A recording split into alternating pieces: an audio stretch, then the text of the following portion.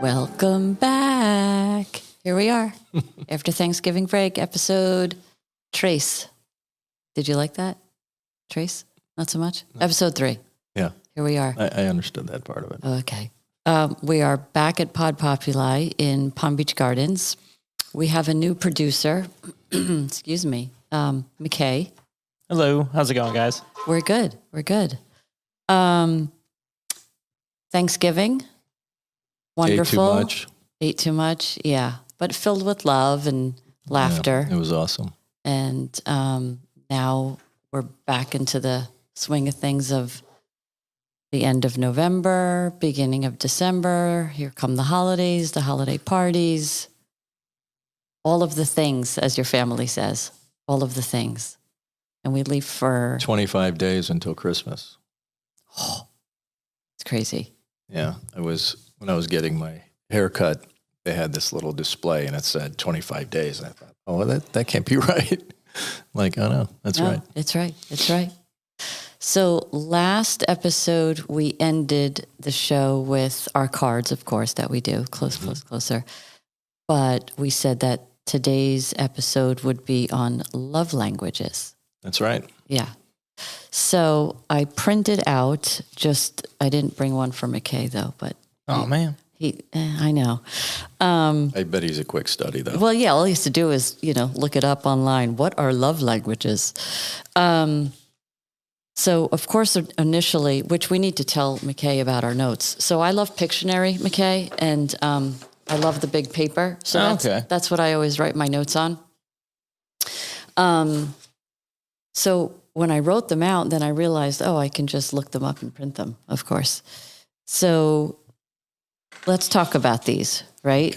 Okay, so love language. Well, first of all, what does it mean to you prior to, reading this or, Did you read the book?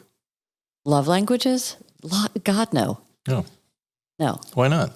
I don't know. That's an interesting question for you. Well, because I'm not like this avid reader. It takes that. Yeah. There might be another reason why you didn't read it. Oh, no. You're so silly. So. No, the other reason would be that you understand this stuff. You didn't need to read a book about it. Do I though? No, I'm kidding. I think I do. So when you hear the words love languages, what is your, before you read the book or knew anything about it, like what would that have meant to you? Clever marketing ploy. Have you ever heard of it? Love languages? Yeah. Oh, okay.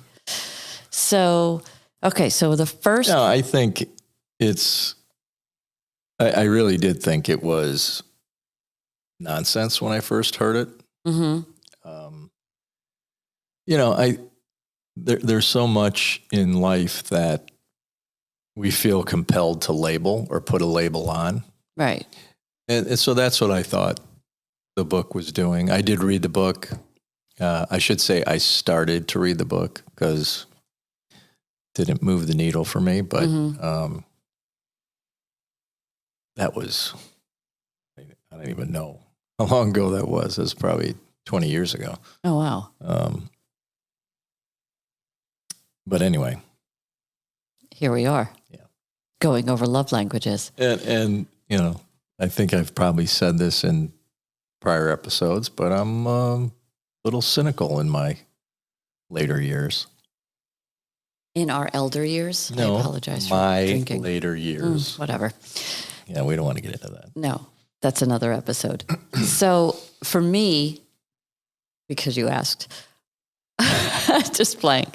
When I hear love languages, my brain just automatically goes to how do we speak to our loved ones? I don't know why. No, for sure, yeah. So, I knew about them, but I didn't know them.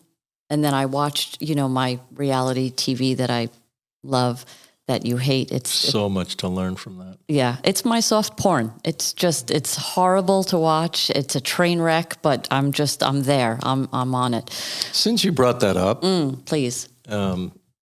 Soft porn or my reality TV? Your reality TV shows. Yeah, junkie. And maybe this, we'll get into it in more detail at a later episode, but what is the appeal? Like, what are you getting out of it? I don't understand. I don't know. It initially started with. Does it make you feel like does it make you feel good because you have less problems than these people? No, it has nothing to do with comparisons. It's not even about me. Their train wrecks are quite interesting to watch. No, I started watching these types of reality TV for a distraction after the divorce. It was just mindless background television. It was easy to just put it on and cook dinner and watch Grace and deal with homework. And, it was just background. And then I got sucked in like so many people do. And the Bravo network they've done it. They mastered it. They clearly own that Genre. product. Yeah, that genre. Yeah. It's interesting you say mindless because I'm somebody who has tried to be mindful. Mm-hmm. And so I don't want to spend time being mindless. Not that I don't need, and you know this already, not that I don't need time to chill and do nothing, but I watch movies. Right. And that's not mindless for me. Mm-mm. No, I have a family member, I won't name names, who, if within 25 minutes, maybe even less of the movie, feels that their time could be better spent elsewhere, they will get up and leave the room without a word and just be like, I'm good. Because if it's not something that they feel they will benefit from emotionally or spiritually, they have no desire. So, which is kind of cool. So I get it. But for me, it's just it's a break. That's all. But it's giving you something you want. So it's a little more than just a mindless endeavor. You're consuming. Well, now it. at this point, I'm in. Well, yeah, and I'm invested. I can understand getting vested in some of the people. Mm-hmm. But it's just.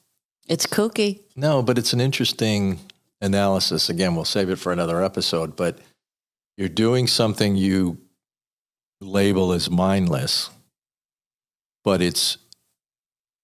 you're consuming it, so you're actively doing something. Well, the mindless part was then. At this point, I'm invested because I've seen... No, so at this point, you're actually trying to fix their lives. That's what's going on. I don't know, because they don't know me, so I don't. How can I fix them? You mean my in own your mind. head? Yeah. No, it's like when we watch movies and you rewrite the movies while we're watching them. This is true. Yeah. Yeah, I try to do that sometimes. All right, so I'm sorry, I've taken you off your track. That's okay.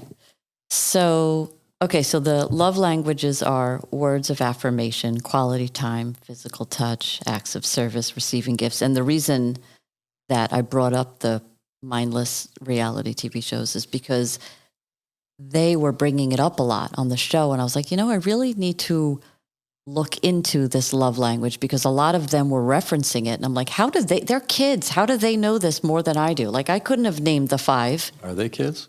I shouldn't say that. Yeah, they're like between... Because you watch a lot of different I'm talking about the most recent one that I got sucked into. I don't want to give them any... No, we don't need to give them any air. advertising. But I would say they're between 19 and 24. So to me, that's kids. Yeah, and I would venture to guess that that's code for something else, that they don't really know the book. No, but they were, like I said, they were referencing it. Yeah, so, and it's a concept for them. And, sometimes just words take over our lexicon. Mm-hmm. So I could see people thinking love languages is a way to interact with your partner. And so that's the label given. Again, I got a sidetrack, so... Well, and also you made a side note when I said we were talking about love languages. You said people shouldn't necessarily dismiss somebody. Let's say they meet somebody and they find out, whatever, after 6 dates, whatever it is, that love language doesn't meet their, criteria, what they want their partner to have. Because that doesn't mean you're not compatible just because they don't necessarily have. What's so funny? This was your side note. Well, my side note was actually Oh, okay. that let's give credence to the idea of love languages and say that, it's a thing. It's more than just some clever book. It's a thing. And so, I have one of the soapboxes I get on is that the discourse that we give to divorce and separation and all that stuff, it's still, in some quarters, it's still stigmatized. And I think I would change the perspective that if you happen to be in a healthy, great relationship, that celebrate that, because it's difficult to find the right person and to be compatible and to enjoy your time together and all that stuff. And, so we focus so much on, it takes work and all that stuff. And I get that, and I'm not saying that that's not relevant, but I think we have to get more comfortable with the recognition that finding that perfect mate is not easy. Right. So. Well, especially in the elder years. Yeah. So Yeah. my point was, the side note was that there could be incompatibility around each person's love language. And it's just like a bottom line incompatibility. It's not the person's a bad person. Like, you think about relationships when we were younger, and when they ended, say relationships in high school, college, right after college, you had to justify the split. Right. And when you justified the split, you made the other person the bad guy. Mm-hmm. And I get that. And obviously there are times when that's appropriate, but if we just said, wow, thought there was a fit here, there's not, and take some of the stigma out of it. But I think people at our age, we do that. We say that. Well, you say we do that globally? Oh, I don't know about globally. I just mean the people in our circles. I think when... Yeah, I mean, I do it, but, and you do it. Well, our friends have done it. We know a few breakups. They realize they've taken their course. It went as far as it could. They had a lovely, time together, years together, great memories, experiences. It's time to move on. So, Yeah. But younger, yeah, of course, we all were like, oh. So what were you referencing for the love languages, though? What do you mean? You were going somewhere with that. No, I'm saying that there could be an underlying incompatibility Oh, yeah. because again, giving credence to the concept that love languages is a thing. Right. Maybe there's just an inherent conflict there. There are lack of compatibility. So no one has to be the bad guy. It's like, Right. we're just incompatible. Which I is think you're probably cool. more often Thought it than would work not. out, but Yeah. we're not compatible. Yeah. Thank God we're compatible. Yes. Okay, so let's talk about these. So words of affirmation. Well, it's Because I know you're going to ask me, what's my love language? Well, let's just talk about it for a second. So Maybe I'm dodging it. Maybe I've spent this whole time so far, 14 minutes, trying to avoid having you ask me that question. you don't have to answer anything you don't want to, my husband. So it gives you associated with, it might be yours. It sounds like a partner, just so the viewers, because we have so many, know what we're looking at, right? And I know you're smiling at that because we're here because we want to be here. We don't know, how many people watch. So here's one that jumped out at me. I do like this chart that Okay. you created. Did you steal it or did you? Yeah, totally. Okay. It might be yours if. I thought that was an intriguing column. And I go down to, for some reason, I went down to receiving gifts. Mm-hmm. And it says, you pride yourself on giving thoughtful gifts. And I do. Mm-hmm. You most appreciate meaningful gifts. I don't. Right. Yeah. I mean, not that I don't. Of course, I appreciate meaningful gifts. But I don't like people buying me stuff. I like buying stuff for other people. Yeah.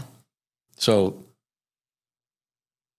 I'm not sure what that means. Okay, so why don't you read the receiving gifts one? Associated with tangible tokens of love and thoughtfulness. Tangible tokens of love and thoughtfulness. Oh, I like the radio I think voice. you have to say that with a Barry White voice. Okay. And then And then you pride yourself on giving thoughtful gifts. You most appreciate meaningful gifts.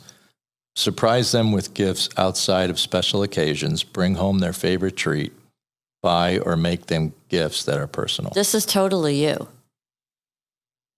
Yeah, some of it, but Right. Well, not the, yeah. You don't like to receive gifts. but when it says it might be yours if, it's a language I speak for sure. But it's not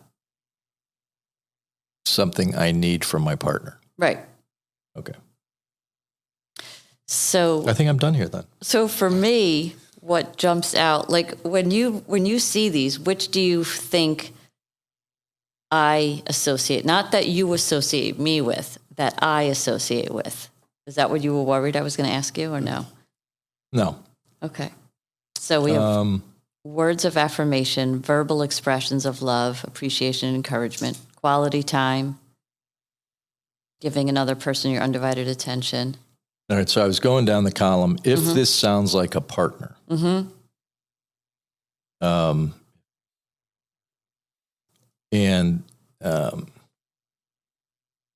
I thought I read acts of service. Make them meals. Take on a chore or two around the house. Draw them baths. Yeah. Okay, it's like who draws baths anymore? Right. I know people do. I know people have baths. That's fine. But take on a chore or two around the house. That sounds directed at a male. Yeah, I would say so. Who's not doing their part. The honeydew All right. list. So for you, you're definitely physical touch. No question about it. Really? And I would say words of affirmation. You're that too. Yeah. And, yeah, but you like holding hands and being generous with and affection. Yeah. We'll have to keep reading. Yeah, well, do we though? No, I said we don't have to keep reading. You're a touchy. Where are you on the gift thing? I love giving gifts. I hate receiving gifts. I've always That's loved true. giving You gifts. do And I that. always like looking for a very specific gift, usually for somebody. I mean, years ago. So that's interesting because we both like giving and neither like receiving. Yeah. I'm awkward when I receive gifts. I mean, I like getting them, don't get me wrong, but I'm awkward when because I'm I like, don't know I'm I like don't know if you're awkward. but- uncomfortable, like the new horse that just learned to stand. One of the questions in this column is the quality time. Have date nights. Turn off your phones when you're together. Sit together and talk about your days. I don't know if that's a high priority for us. I think we have a lot of quality time, but Right. We do. and I think we're conscious about phones. We used to do date nights. Well, and phones is different now just because of work. Like there's just so. What do you mean so- we used to do date nights? Because we didn't live together. Well, yeah. Now we just go out. That's true. We do go out like on certain nights. We do call it a date night, though. Yeah. Yeah, that's true. And for phones, yeah, because there's a lot of work related to the phones. So Do you know when this book was written? no, but you said you read it like 25 years ago. I'm guessing, though. I don't But really you know, we could ask McKay. Yeah, we could. Yeah, I'll look it up. All right, Okay, awesome. cool. What's the name of the book? Love The languages. love languages, yeah. All right, the lovely. I don't even remember who the author is, but I like the idea. Oh, hi folks, we're doing a podcast. Hi, how are you? I like the idea of this, being discussed in relationships. I think it's valuable. I think it's important to know what your partner likes and, requires maybe to make them feel good. But and I always like a good matrix. yeah, I do. And the book was written in 1992 by Gary Chapman. Gary about that? Chapman. Okay. That's an easy name. How could you forget that name? Maybe I wanted to forget the name. Oh, okay. So you So get, yeah. 31 years ago. Wow. The 5 Love Languages: How to Express Heartfelt Commitment to Your Mate. Nice. So I think he needs to rewrite it. Because you make a good point about the phone. Mm-hmm. You know, this may have been, since I don't know who we should give the attribution to for this matrix. Mm-hmm. Did it come from his book, or is this? No, I just Something looked you it up found, online and yeah. they all pretty much said the same thing. So I was like, capture, image, Mm-hmm. done. Yeah, I'll have to go back to the book and see what he said. Um, But, you know, where my head goes is we need to come up with our own matrix. ooh, that would be good. Yeah, Yeah. I know you love a spreadsheet. I do. And I think you were just saying it's a good framework to have a discussion. Yep. So right away I start critiquing it, which probably isn't fair. But It would be interesting to know if a woman or a man broke up with somebody, a new relationship, whatever, 2 months in, if they said, oh, they didn't identify with my love language, I needed to end the relationship. I'm sure there's someone who has said that. But specifically to this.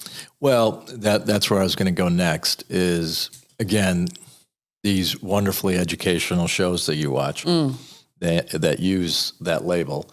I don't think they have any clue. Well, I agree because they're kids. What's in the matrix, or the grid or the spreadsheet or whatever. But, again, I was kind of advocating earlier that, look, if you recognize an incompatibility, so this is an interesting conversation. Okay. I just thought about it in a different way. Okay. I'm not one of those guys that writes the 2 columns of pros and cons when I'm trying to make a decision. It's just not my process. But do you think them out in your brain, even if you're not writing them down? I mean, I think I do. Yeah, I think you do. In some way. Yeah. I agree. I need to examine that a little bit further. But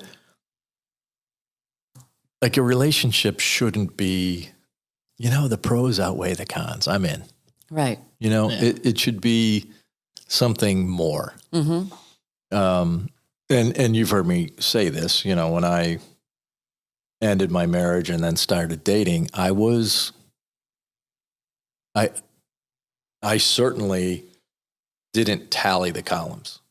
If there was one thing that felt off to me, I was out. Right. And because, the notion of, relationships take work and all that stuff. And again, I'm not dismissing that mindset necessarily, because I think commitment's important. But,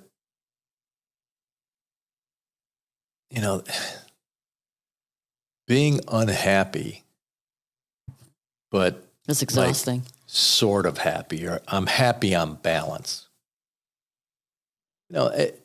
It's everyone's choice. If that's the life you want to live and the relationship you want to have, God bless you. But,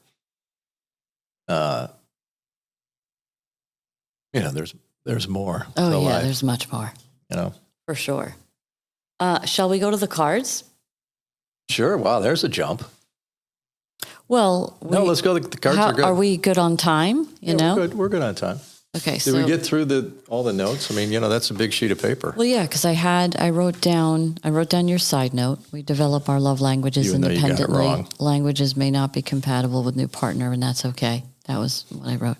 And then I wrote it down, but then I was like, why am I writing it on here when I can print up an actual matrix? Yeah. All right, so pick just so we tell McKay. So these are 3 cards that we bring every week. Okay. We got to do green first. Okay. And again, we have not explained.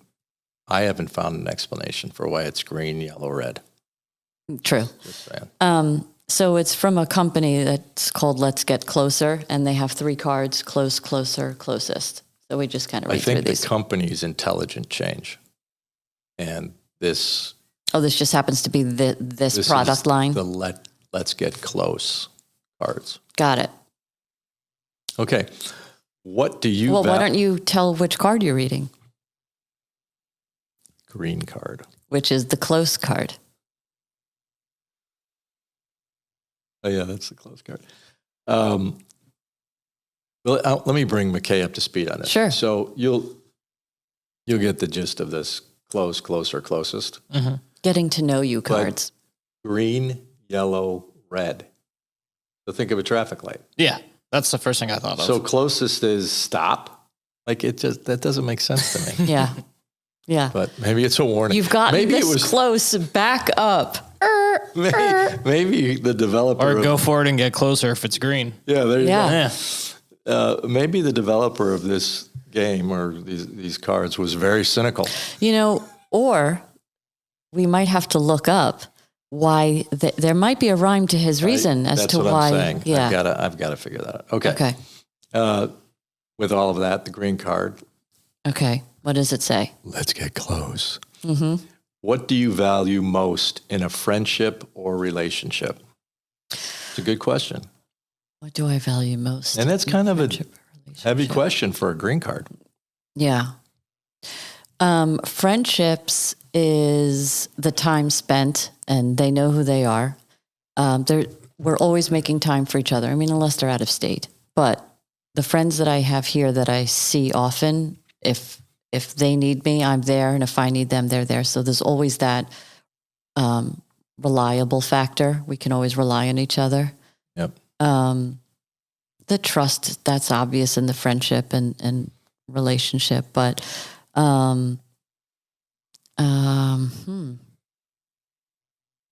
I know I can count on them. That's good. Yeah, friendship for me is a big deal, Mhm. as you know. Mhm. I've been blessed with some great friendships in my life, and what was compelling for me was the saying, "A friend in need is a friend indeed." So the concept for me is, if we're out yucking it up, having some beers, yes, that's friendship, but you can do that with anybody. You can go to a bar by yourself and do that. Mm-hmm. To me, friendship is what you said, people showing up. Yep. That if I'm your friend, I'll be there in the good times, but I wear the label when I show up when you need me. Right. And when That's- you don't always expect me to be there, I'm going to Yeah. be there. Yeah. Good one. Relationship's different, right? Yeah. What do you value most in a relationship? I think it depends. It depends on who. So that could be, parents, that could be siblings. So I just left it with the friendship.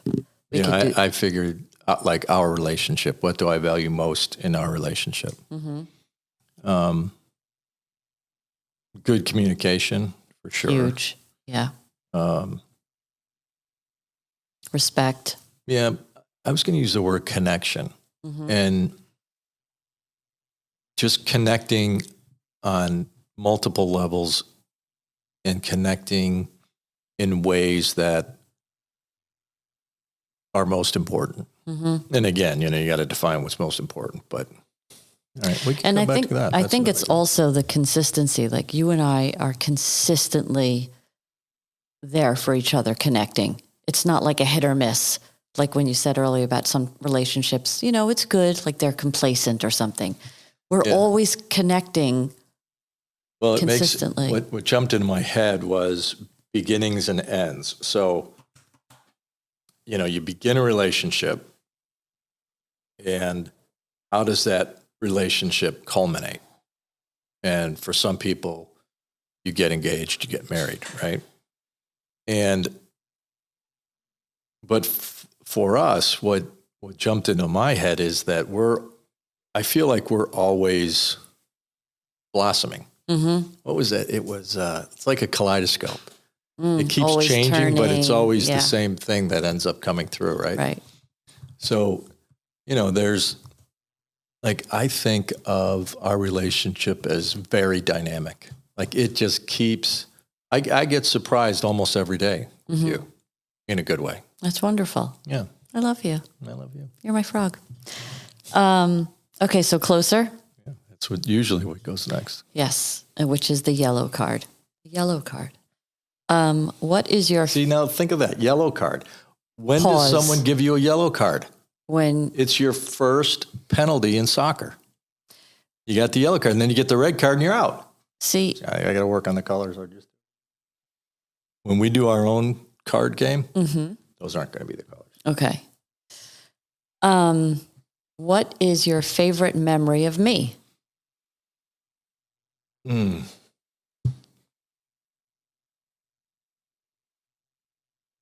That I can share with our audience. Make it shareable, please.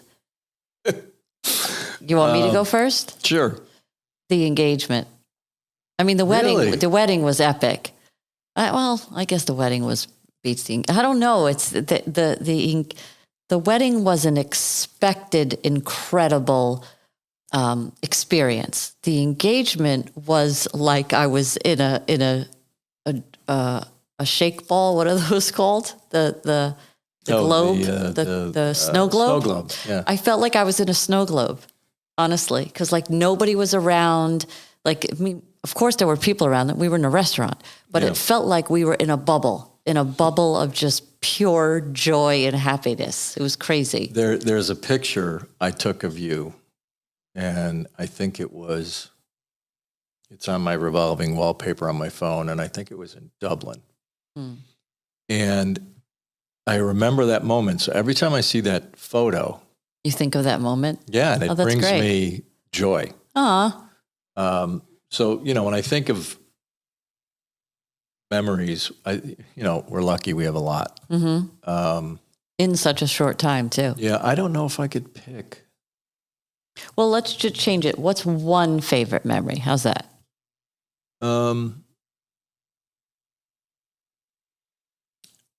My favorite memories are when you're very expressive when you're happy, and This is true. it's like that photo. Like I see, The happiness in my the joy. Yeah. I need to see which photo you mean. It's the one with the bright colors in the background, and you're wearing your tan coat, and I think your beret. I just saw it on my phone again today. That's awesome. But no, I'm trying to go back in memory to our first year together, because I think there's some things there that, they were sort of these aha moments and pivot points in our relationship where I was like, wow, this person's. Well, what about the fact that we Different met right than- before COVID? Yeah, I don't know that that's a. No, meaning that, it doesn't matter. Okay, closest. It's your turn. Is it? Yeah. Not so easy to pick up on this desk. When you are sad or upset about something, how do you like to be comforted? I don't. Yeah. Leave me alone. No. Although sometimes that is Yeah. my response. How do I like to be comforted when I'm sad or upset? I try very hard not to be sad or upset in my life.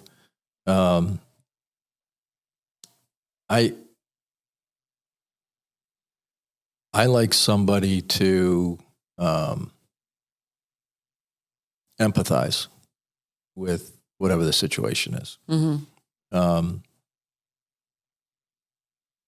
I like to have a conversation, and you're great at this, where where you give me space to Process. and to express in maybe a very negative way what that experience did to me or whatever, without judging or dismissing. Like you've always helped me process when I think of times that I might be sad or upset. Thank you. I don't know when I get sad, really. Yeah, you don't really get sad. I get upset sometimes. Yeah. But not angry. No. No, you're not an angry person. So I get for me, frustrated. yeah, well, yeah. For me, how I like to be comforted when I'm sad or upset, I want somebody to listen and not always. I mean, I probably do this too. It's just, I think we grow up doing this. When somebody inserts, oh, when I lost my job, I ba ba ba ba ba. So don't worry about like just let me be in it. Yeah. Just listen, be there for me. Don't always Yeah, insert. don't dismiss it. Right. Yeah, So- that's what I don't like Yeah. is people dismissing it. You know, it's not that bad. Right. Oh, you're not the first one it's happened to. Right. Maybe not, but it might be the first time it's happened to me. Right. You know, so- Yeah. Yeah. So that's for me. I want somebody to, that's why I love the friendships that I have, because they are great listeners. They don't always have to just jump in and be like, give the advice. They'll be there. Yeah. Yeah. Yours too. So we need to talk about our next episode, and then we can sign off, of course. Yeah. Do we have a topic? Because the last episode brought us to love languages. So now we might need to take this episode into our next. Shall it be?